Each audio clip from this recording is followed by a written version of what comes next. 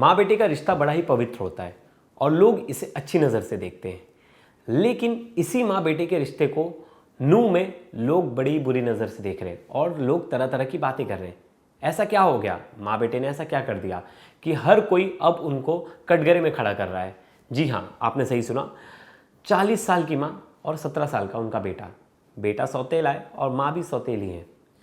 लेकिन इस बीच बेटा जो है माँ के पैर छूता था, माँ का बड़ा आदर सम्मान करता था, लेकिन बेटे ने एक ऐसी हरकत कर दी और माँ ने भी एक ऐसी हरकत कर दी जिसको लेकर समाज में बहस छिड़ गई है। बहस क्या है कि जो बेटा है वो अपनी मम्मी को लेकर भाग जाता है और जाकर शादी कर लेता है, कोर्ट मैरिज। जब पिता को ये बात पता लगती है तो पिता हैरान रह जाते हैं। वो कहते हैं कि अरे, मैंने तो कैसा कभी जीवन में सोचा ही नहीं था ऐसा कुछ हो जाएगा। और वो घर में मम्मी मम्मी बोलता था, दिन भर मम्मी की सेवा करता था, और मेरा बेटा ऐसा कर लेगा। ये बात जब उन्हें पता चलती है तो उनके पैरों तले ज़मीन खिसक जाती है। किसी के साथ भी ऐसा हो तो वो तो बेचारा हक्का बक्का रह जाए। तो ये जो पूरी कहानी है वो रामकिशन की कहानी है, और रामकिशन की पत्नी अपने पति को छोड़कर भाग जाती है अपने बेटे के साथ और उसके साथ शादी कर लेती है। वो बेटा जो सौतेला है और 15 साल पुरानी ये शादी है। ऐसा भी नहीं है कि 1-2 साल पहले या 1-2 महीने पहले ये शादी होकर महिला आई है घर और फिर ऐसा कुछ किया है उसने। ऐसे केसेस हमने देखे, 1-2 महीने पहले शादी हो गया है और सौतेले बेटे के साथ भाग गया, लेकिन 15 साल पुरानी शादी। तो क्या ऐसा हुआ, क्या कुछ ये स्टोरी में हैरान करने वाली चीज़ें हैं, ये हम जानेंगे इस पूरी वीडियो में। लास्ट तक ये वीडियो जरूर देखिएगा। नमस्कार, मेरा नाम है प्रवेश पांडे और आप देख रहे हो क्राइम तक। नू का बासदल्ला इलाका, यहाँ रामकिशन का परिवार पिछले कई वर्षों से यहाँ रह रहा है। रामकिशन फिलहाल अपनी दूसरी पत्नी के साथ यहाँ रह रहे थे और इनकी पहली पत्नी की 18 साल पहले ही मौत हो जाती है, क्योंकि 20 साल पहले इनकी पहली पत्नी से शादी होती है। फिरोज़ाबाद की इनकी पहली पत्नी थी, उनसे एक बच्चा होता है। और शादी के कुछ सालों बाद पत्नी की तबीयत अचानक बिगड़ जाती है और पत्नी बीमार रहने लगती है। उनका इलाज वगैरह कराया जाता है, उसके लिए बहुत भाग दौड़ भी करते हैं। उनका दिल्ली आना जाना नूह से, वो पूरी कोशिश कर लेते, लेकिन अपनी पत्नी को बचा नहीं पाते और उनकी पत्नी की मौत हो जाती है। पत्नी की मौत के बाद वो अकेले रहने लगते और बड़े ही स्ट्रेस में रहने लगते, लेकिन उनके पास एक होप थी। वो होप था उनका बच्चा, बेटा, जो बेटा उनके साथ था। लेकिन बेटा 3 साल का होता है और अचानक से गायब हो जाता है। बेटे की कोई खोज खबर नहीं, बेटे के बारे में कुछ भी पता नहीं। अब वो और ज़्यादा अकेले हो गए थे और वो अकेले रहने लगे थे, बहुत ज़्यादा डिप्रेशन में चले गए थे। इस बीच उनके रिश्तेदार और उनके जो पहचान वाले थे उन्होंने कह दिया कि आप शादी कर लो, अकेले कब तक रहोगे। वो भी सोचते बात तो सही कह रहे हैं लोग, अभी मेरा पूरा जीवन बचा है और अभी अगर मैं ऐसे अकेले रहने लगूंगा तो मेरे लिए बड़ा घातक है। तो वो डिसाइड करते हैं कि ठीक है, मैं दूसरी शादी कर लेता हूँ, और दूसरी शादी के लिए वो रेडी हो जाते हैं।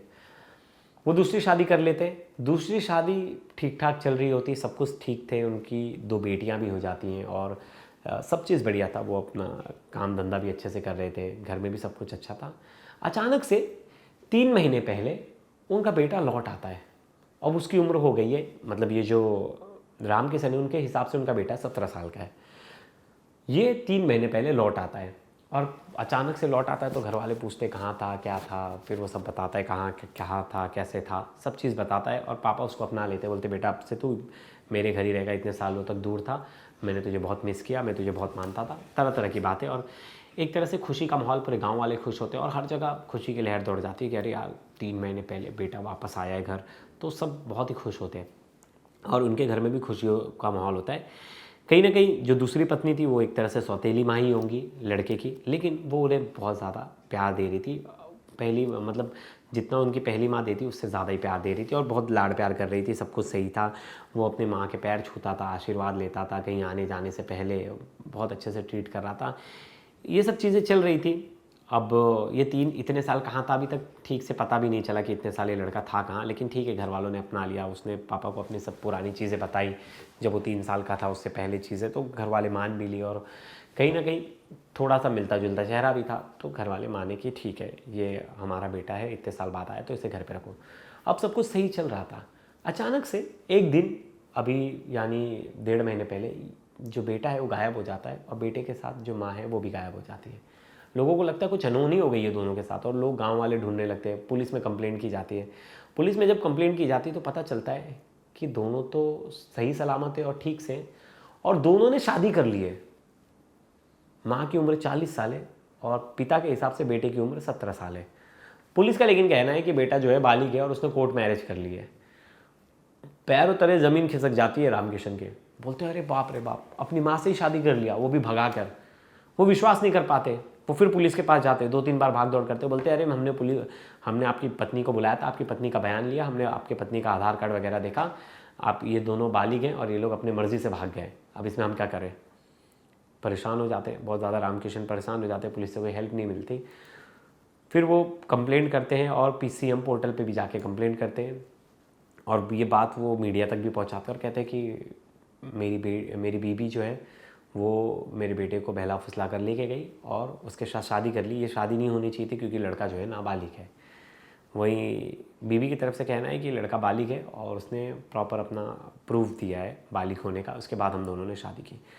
लेकिन सबसे हैरान करने वाली बात थी कि 3 महीने पहले आता है, क्या सच में उनका बेटा है या ये इनकी पत्नी का कोई पुराना अफेयर वगैरह या अफेयर है, इसने पुरानी एक झूठी कहानी रची हो कि ये तुम्हारा बेटा है और वो बेटा बनकर आया और इनके घर में एक्सेस हो गया वो उसका ईजी और बाद में वो उन्हें भगा ले गया हो, या सच में उनका बेटा है और अब इनके घर में आके उसने ऐसा कांड कर दिया।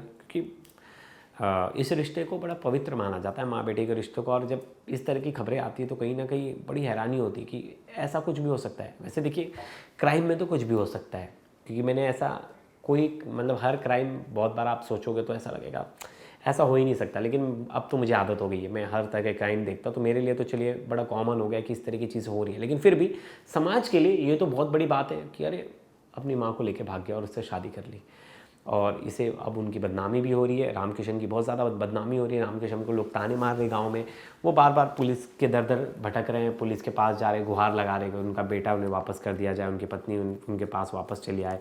वापस चली भी आएगी तो वो उन्हें माफ़ कर देंगे, लेकिन ऐसा कुछ होने तो नहीं जा रहा क्योंकि पत्नी ने साफ साफ इनकार कर दिया है।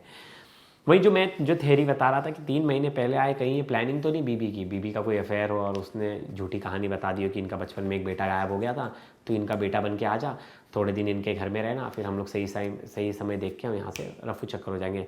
इन्होंने आरोप लगाया कि 30,000 रुपये और गहने भी लेकर गए घर से, लेकिन पुलिस का ऐसा करना है, ऐसे कोई बात नहीं, कोई गहने वगैरह नहीं लेके गए, ये सब झूठी बातें हैं। लेकिन रामकिशन पे जो बीत रही होगी ये तो रामकिशन ही समझ रहे होंगे, क्योंकि सबसे पहली चीज़ है समाज में जो लोग उनका मजाक बना रहे होंगे, क्योंकि मुझे पता है बट ऑब्वियस है गांव देहात में लोग तो एक दूसरे का मजाक ज़्यादा बनाते हैं और वो कहीं ना कहीं उस वजह से वो सदमे में चले जाएंगे, डिप्रेशन में।